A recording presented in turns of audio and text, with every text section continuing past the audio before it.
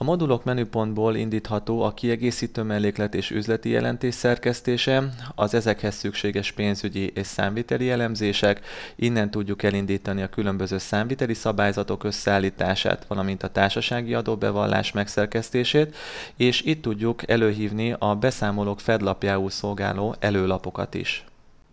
A modulokon belül először is nézzük a kiegészítő mellékletet, mely mind az induló ablakból, mind az egyes kimutatások menüsorának modulok pontjából elérhető. Ezek bármelyikére is kattintva betöltődik egy sablon nyomtatvány, melybe automatikusan behúzásra kerülnek a cég alapadatai és a feltöltött mérleg vagy eredménykimutatás adatok. Az ablakban látható szöveg tetszőleges módon alakítható, a Wordből vagy más szövegszerkesztőből is jól ismert szerkesztő funkciók segítségével.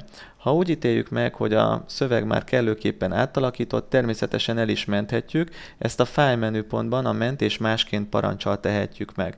A kiegészítő mellékletünk elkészíthető angol és német nyelven is, amelyet most is meg tud tekinteni, ha a lenyíló ablakban kattint. A menü soron még egy picit elidőzve láthatjuk, hogy találhatunk ott egy táblázatok beillesztése menüpontot, amellyel a kiegészítő melléklet meghatározott pozíciójára különböző táblázatok illeszthetők be. Ugyanez igaz technikailag a mutatókra is, méghozzá pénzügyi és számviteli mutatókra. Ezeket a mutatókat elérhetjük egyrészt a mutatók menüpontban, másrészt pedig az ablak jobb felső sarkában található pénzügyi és számviteli mutatók beszúrása gombra kattintva. Ha a kiegészítő mellékletünket szívesebben alakítanánk és változtatgatnánk Wordben vagy valami más szövegszerkesztőben, természetesen erre is van lehetőség, az átadás a Wordnek nevű gombbal, erre kattintva egyetlen gombnyomással átkerül az ablakban található szöveg az általunk jól ismert szövegszerkesztőbe.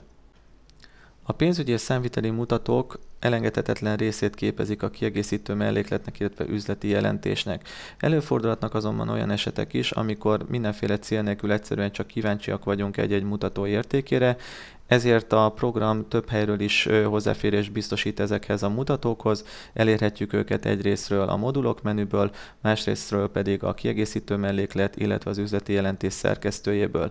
Ez utóbbiaknál annyi a különbség, mivel ide mutatókat szeretnénk beszúrni, hogy ebben az ablakban itt megjelenik egy mutatók beszúrása nevű blokk. Maga a mutatók beillesztése rendkívül egyszerű, meghatározott sorrend szerint történik, mert a következő. Először is kiválasztjuk az adott céget, illetve a vizsgálni kívánt időszakot, majd a beilleszteni kívánt mutatót egy dupla kattintással, ezt követően beállítjuk az oszlopok számát, ami azt jelenti, hogy minél jobban növeljük az oszlopok számát, a program annál több időszakot fog vizsgálni. Ezt követően pedig már nincs is más hátra, mint a mutatók beszúrása gombot megnyomni. Ennek hatására a beállított mutatók a kiegészítő melléklet vagy üzleti jelentés azon pontjára fognak bekerülni, ahol éppen a kurzorral korábban álltunk. Amennyiben több mutatót szeretnénk beszúrni, egyszerűen a folyamatot meg kell ismételni. Előfordulhat olyan is, hogy elvétettük, és egy olyan mutatót is beszeretnénk rakni, vagy betett a program ide a kiválasztott mutatók közé, amit nem szeretnénk beilleszteni. Ebben az esetben ráállunk az adott mutatóra, és a delete gomb megnyomásával ezt kiszedjük innen. Az ablakban bemutatjuk azt is, hogy a kiválasztott mutató milyen jelentéssel bír, tehát mire tudjuk használni ezt egyáltalán, mit mutat ennek értéke, illetve ennek a számítását is bemutatjuk, milyen adatokból dolgozik a program.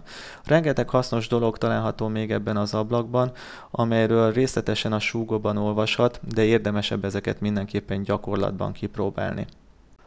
A beszámoló úgy szép és teljes, hogyha van fedlapja is. Ezt a modulok utolsó menüpontjában, az előlapokban lehet megtalálni. A program mindenféle beszámoló fajtához tud előlapot készíteni, sőt arra is lehetőséget biztosít, hogyha valaki németül vagy angolul készítette el a beszámolóját, akkor az adott nyelven is meg tudja ehhez jeleníteni a szükséges fedlapot.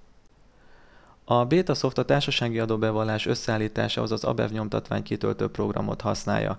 A program alapverziója az adóbevallás készítő modult még nem tartalmazza. Amint az APEV véglegesíti a nyomtatványt, a termék honlapjáról ingyenesen letölthető lesz egy fájl, melyet elindítva aktívvá válik a modul. De lássuk, miképp is lehet dolgozni az ABEV-vel. Az első és legegyszerűbb módszer, hogyha az adatok átvitele nélkül indítjuk el a programot. A másik megoldásunk, hogy a Betasoft programból átvételre beírásra kerülnek az adatok a nyomtatvány megfelelő soraiba.